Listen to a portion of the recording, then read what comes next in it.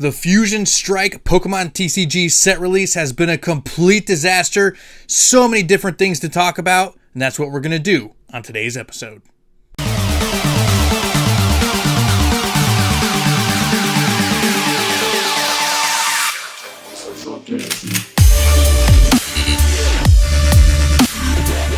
What is going on, everybody? Welcome back to the Gym Leaders Podcast, where we talk all things Pokemon TCG here on YouTube. And yes, we're going to be trying to get it up on Spotify and iTunes, so please bear with us, guys. We just got to cross the T's and dot our I's. I'm Travis with TCG Funhouse. And I'm ASX. What is going on, everybody? What is up, indeed, and what is up is Fusion Strike is officially out, guys, and it has been a complete disaster, like all kinds of crazy stuff going on. Couple of good things, mostly bad things. We're going to talk about all that stuff. We're going to talk about how potentially the individual booster packs can be weighed, which this is the first time since Sword and Shield, and really even since like the Sun and Moon era, that this has been possible. So it's a very hot topic right now in the Pokemon TCG community. And then on top of that, we've been seeing arguably the worst pull rates for any new set release in a very, very, very long time, if not ever as well. So is that because of factory printing? Who knows what it really is, but we're going to talk about all that stuff today, including some market watch on singles prices and sealed product prices on the third-party market. We're going to go over all that stuff, guys. ASX, how has your experience with Fusion Strike been so far? Sure. Well, I haven't opened a lot of packs, and I would have to say it was subpar, my opening that I did do. I only pulled, one ultra rare. It was cool. It was the Gengar V, so I was happy about that. But that is cool. Gengar's a beast. He is. But there, as a collector, I think there are a lot of cool cards in this set, and I was really hoping, to see a couple more of them at least. But, I only opened 6 packs so far. I definitely plan on opening, a handful more for sure. But yeah, this set, just something feels a little bit different about it. So are you one of those people that is planning on kind of holding off for Brilliant Star? Like, what are you thinking here? Yeah, I am definitely guilty of that. That set does look pretty amazing from the little, amount that we've seen from it so far. I think it's just, the extra hype around it. It's got a Charizard on the pack. Yep. But, I am one of those people that I don't think I'm going to open up a whole lot of this set. It's kind of in the same category around battle styles for me. Okay. It's a fun set. It has some good artworks, I think. I don't want to put it as low. Say Battle Styles is pretty bad, man. Battle Styles is pretty low.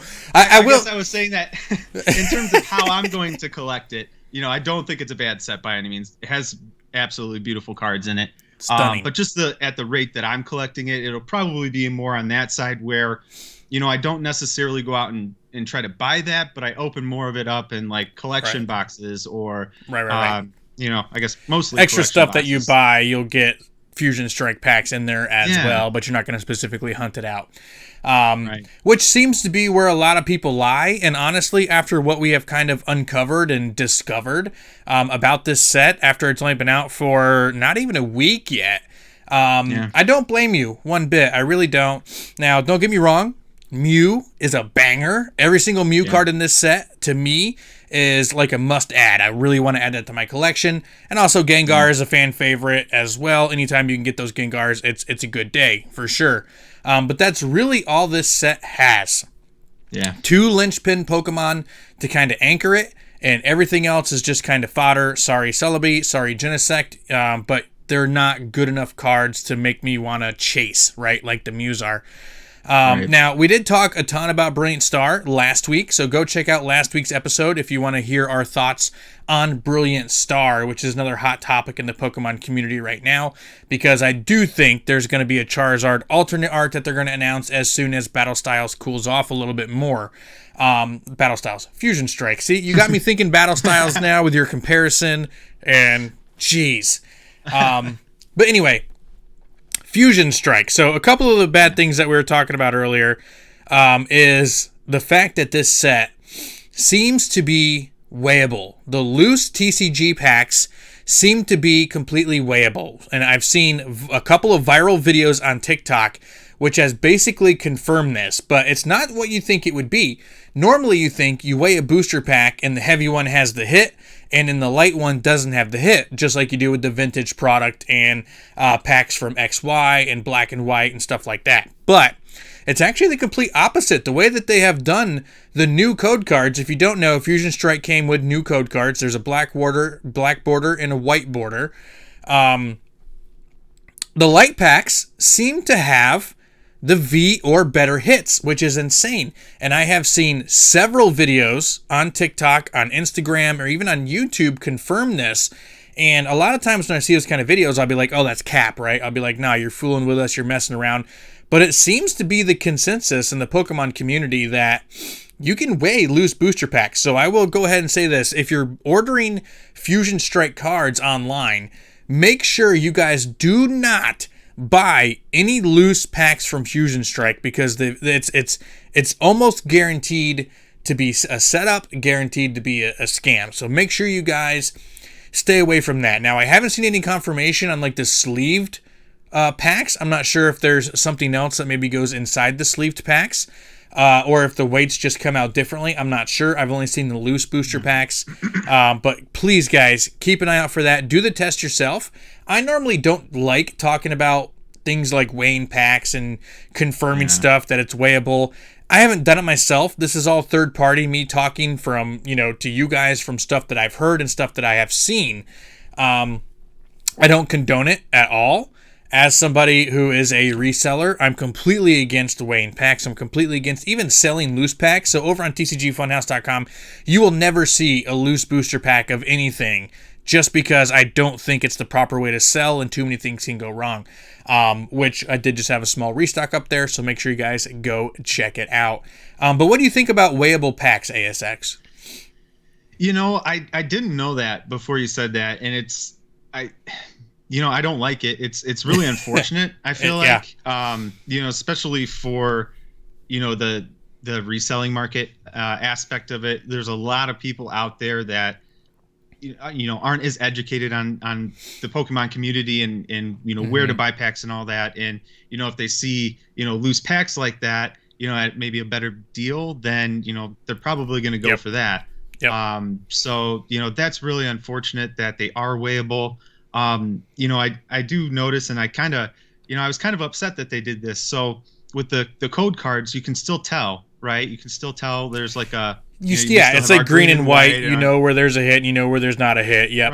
Right. Yeah, no, and I was kind of upset that they did that. I wonder if that has anything to do with the weights, like if the different code cards maybe have different weights to them or something. Yeah, I'm sure they do. That's probably why they're different, just like the white and green ones.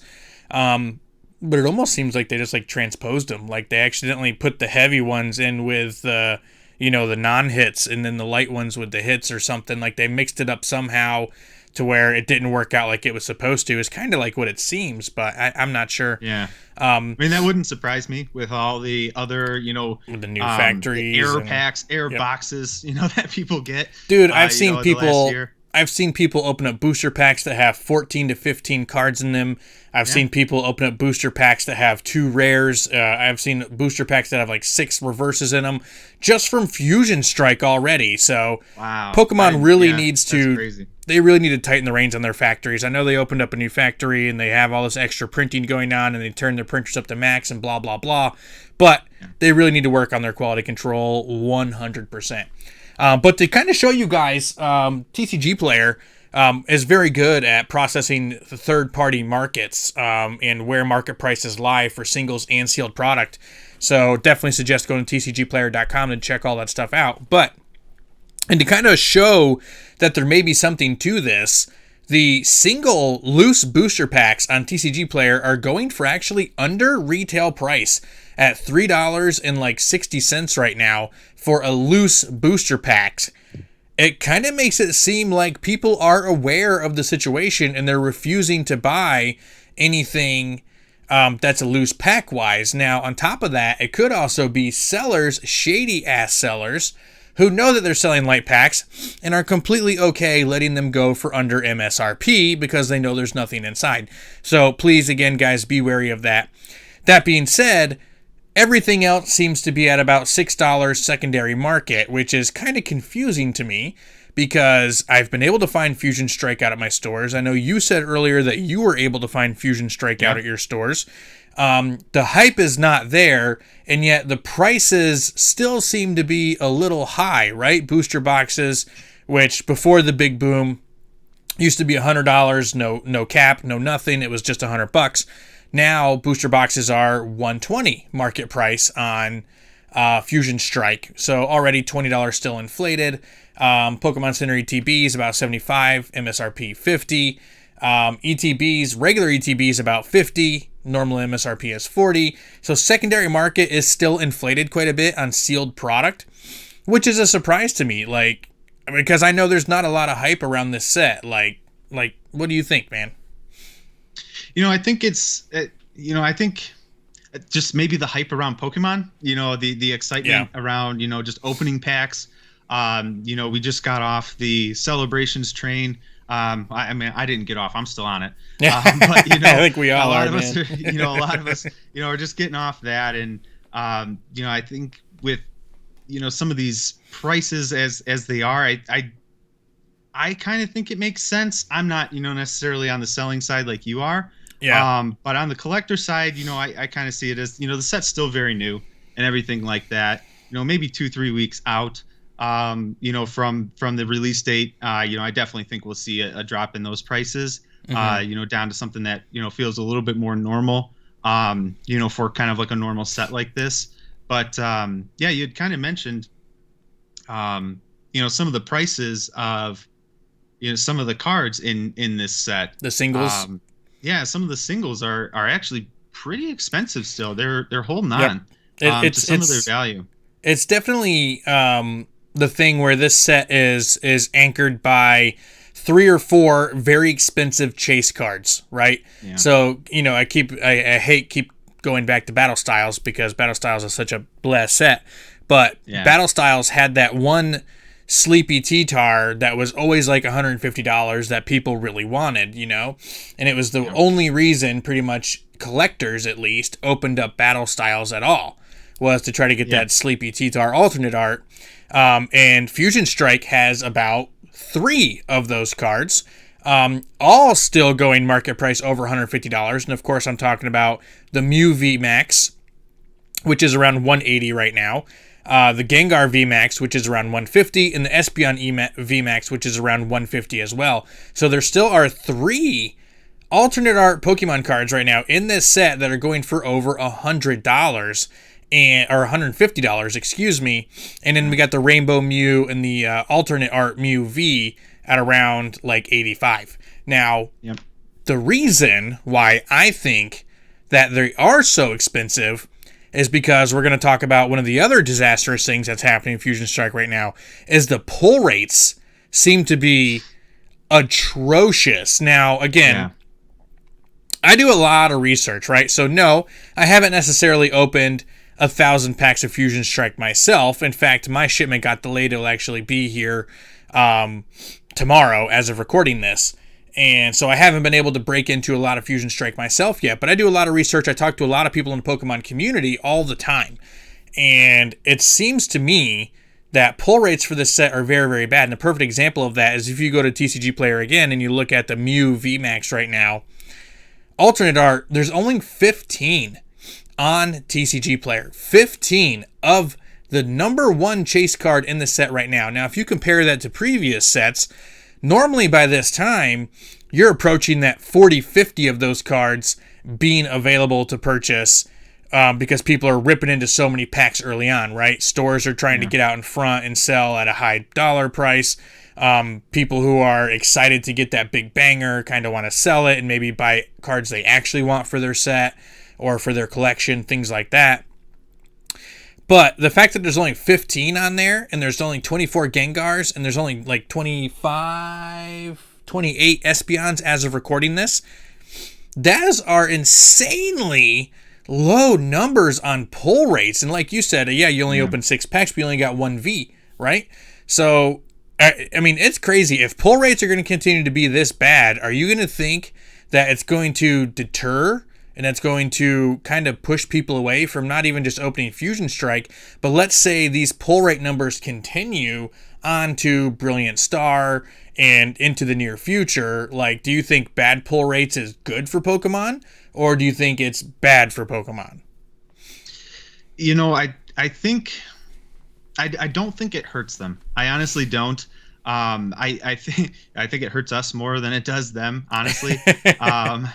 You know, it's kind of sad to see the pull rates. I mean, there's like close to 300 cards or something in this set. This is the biggest set Pokemon has ever printed. Yes.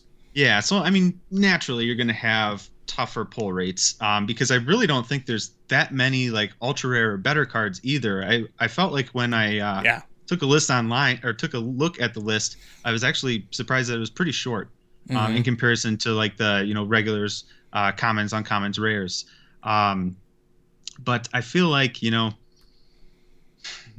into the future, I feel like this is kind of like a reset, kind of a set in a sense, in terms of the pull rates. Or it is the precursor to the reset, which could be Brilliant Star, and they're kind of testing their waters.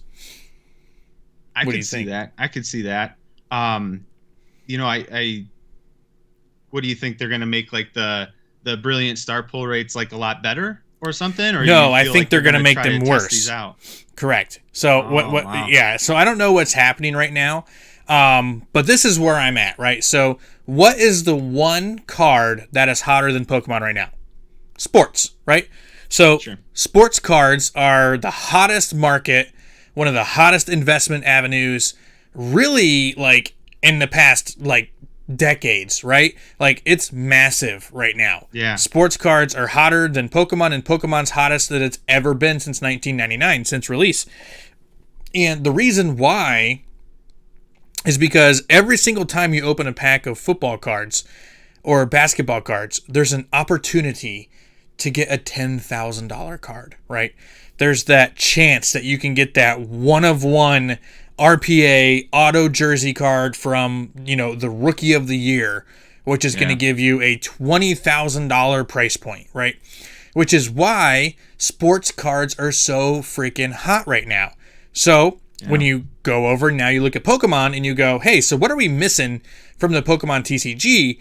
And it could be that, right? It could be those super rare, expensive cards, to where when the most expensive card in the set is $150, that's actually quite a lot, right? You're like, man, it never used to be that way. Like, you were happy if you pulled a $30 card, a $40 card back during Sun and Moon, right? Or back during, XY. Like, you were stoked when you pulled that $50 card. You were like, yes, this is the most expensive card in the set at $55. And I think they started to do this. The prices are starting to do this. And now, how do you make cards more expensive? You cut down how many you print, right? So if you're cutting down how many Mew VMAX alternate arts that you print, or, in my opinion, the Charizard alternate art, like, what if they start serial numbering cards?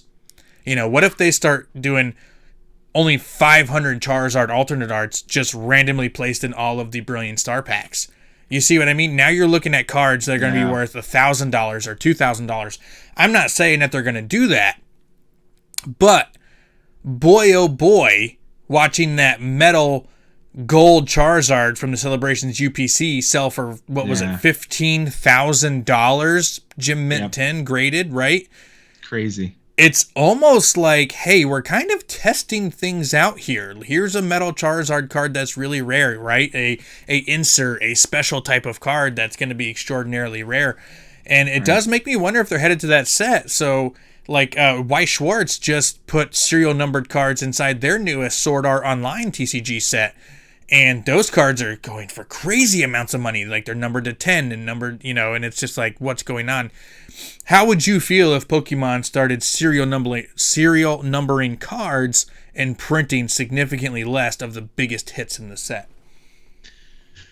Oh, man. I mean, as a collector, at heart, I kind of feel good about that because I mean, it means my collection is going to be more valuable, right? Right. At least the bigger cards in the set. Um, so that is nice, but you know, As a I feel player, how do you spoiled. feel? Well, I wasn't even thinking about that, but yeah, as a player, that's going to be tough as well. Because you got to rip a lot of packs to build a deck. You can't necessarily, build a deck from even just like a booster box. You're going to need probably a couple booster boxes Oh of yeah, different for sure. sets, to For build a sure. deck. So, that's something I didn't think about, but that would, I would think that would hurt that market. They'd have to be Um, collector's exclusive cards. Like they would just have to yeah, be unplayable in the TCG.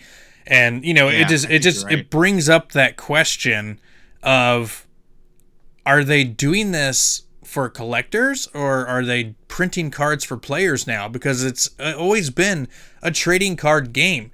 That's the Yeah, difference between sports cards and Pokemon cards. Pokemon cards at heart is still a trading card game for people to play.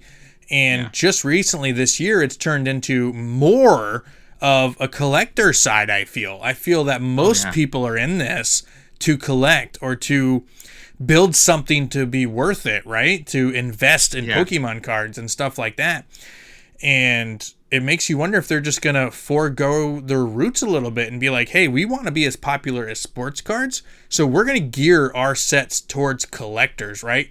So, like, have you seen the Mew cards? Is there even like a Mew deck available? Or, like, I mean, is it Yeah. just not? I mean, is it a good deck?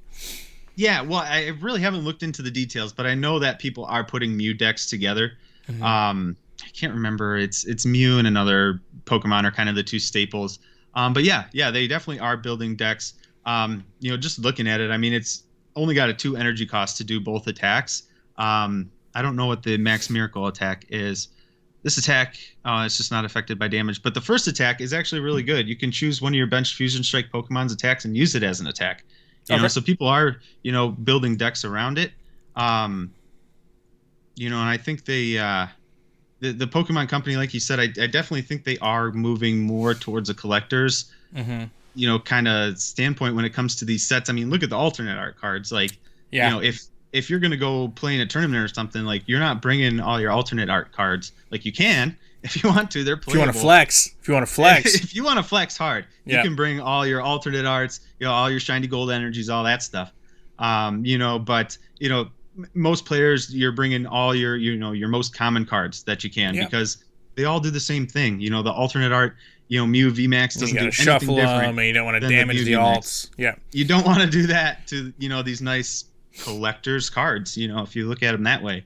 But yeah, I definitely think they're going more towards the collector. I agree.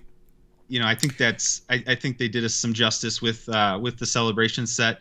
It's Oh yeah. completely a collector's set. 100%. So that was, I think almost, testing the waters a little bit, kind of with like a collector's only type set. There are some cards you can Subsets play, are but usually like that though. Like Hidden Fates didn't true, have a bunch of bangers to play. Shining Fates didn't have a true. bunch of bangers to play.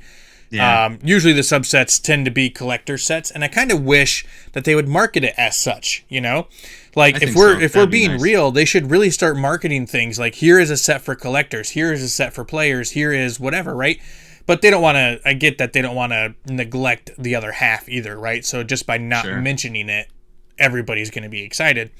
Right. But this really wasn't the where we were going to go with the podcast, but sometimes just talking things out really brings out a good conversation, So, we went from wanting to just strictly talk about Fusion Strike and how the pull rates are crap and you can weigh the packs, and we've kind of turned it now into a conversation about what if they really start printing for collectors just as much for players, if not more so than for players, which some people might say they already are. But, you got the alternate arts. Like, what if now you make an alternate art of the alternate art and give it a serial number, and now you're looking at a $2,000, $3,000, $5,000 card and just, print only 500 of these? I think it would be huge for Pokemon Company to do that. Yeah. As a collector, I would be absolutely stoked, right? Because Oh yeah. pulling one of those cards would be insane. Like, take that Charizard, pull that happened, and now multiply that by 10, right? Because if you're pulling serial numbered to 50, right? Serial numbered to 100, and you get the Charizard alternate art where there's only 100 of them ever printed, and you have, number 1 of 100, that thing is going to be worth $10,000, right? And it's going to create a whole nother section and a whole nother avenue for high dollar investors. But then it goes, well, what does that mean for people like you and I who can't throw thousands of dollars on Pokemon cards, who can't, enter that high market range to buy, sell, and trade those big cards, and you're kind of just hoping that you pull one. You know what I mean? So it's just crazy to think about, man. Crazy to think about. But, like, overall, do you think it'd be a good idea for them to do something like that? I do, but, going back and forth, like you just kind of ended with there, if they do a set like that, it could be very expensive to even buy one pack. Talk about Scalper City at that point. Oh my gosh, like you would never find that. You never, that would be crazy. It'd be insane. So I would like to see one. But then again, I feel like it'd be insanely hard to find. Like, it would be almost impossible, It'd be just like sports cards, right? Like, it would go right back to people hounding vendors, people getting in fights at your local Walmarts and Targets again because, an Elite Trainer box with only 8 packs inside would now be MSRP $40, scalper price $300 as opposed to what it is before. But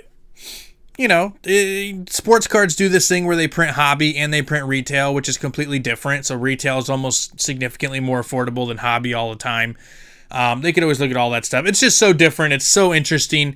I do think there's a lot of stuff working in the background with Pokemon that they don't talk about and they don't make public.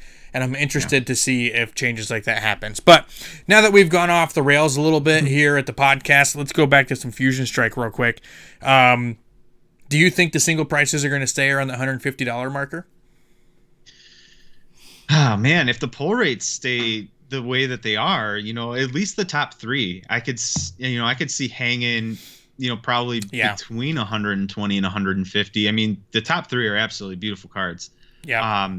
So I could see those hanging out. If something turns around in like the second wave, of these Fusion Strike cards comes out and the pull rates are a lot better, I don't really see these at the 150 range anymore. Maybe around 100 because they are alt arts and there's not a lot of alt arts in this set. Yeah. So I think that does help them out. But yeah, I don't think they're going to hang around the 150 range. I think you're right. Especially when you even take a look at, like, let's go to Evolving Skies here real quick. Evolving Skies, the Rayquaza cards were crazy expensive forever, right? And the listings for the Rayquaza VMAX right now, you're looking at like 170 when that thing almost never dropped below 200.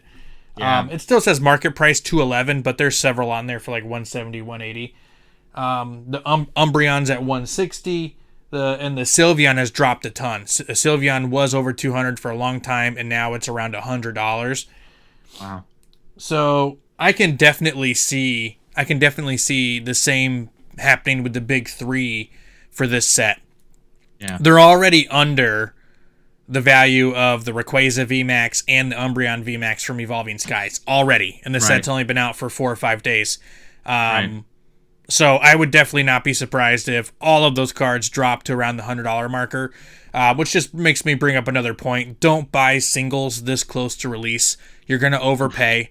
If anything, I fully recommend selling these cards if you pull them. I know it's hard to let them go, but I guarantee you, sell that Mew VMAX right now for $150, buy it back in 3 weeks for $100, $120. You netted yourself $30. And buy some other cards to help you complete your set, or just keep your $30. But that's how I like to play the game. If you're lucky enough to pull these chase cards early on, sell it, buy things to add to your collection. So, and I'm going to do a whole video based on that as well. So, but anyway, that's our conversation for today, guys. Fusion Strike, very disastrous up front. It's able to be found at stores, not able to be found at stores. Able to weigh the packs, pull rates are trash. I saw one that one store posted that they opened 4,000 plus packs and they pulled 3 Mews. Only 3 Mew VMAXs out of 4,000 packs. That's crazy. Absolutely insane. Normally you can get an alternate art with like 1 in 100 packs, right? So in particular, that VMAX is extraordinarily rare. So if you get one, sell it. That's just my opinion. But anyway, thank you guys so much. Make sure you guys drop a sub here on the channel. Go check out ASXTCG over on his channel as well. He'll be doing tons of Pokemon openings and all kinds of cool videos himself. So thank you so much, guys. Slap a like. ASX, say one last thing before we get out of here, my dude. I really hope these pull rates get better in Fusion Strike. I really do. Come on, pull rates. Pokemon, print some cards.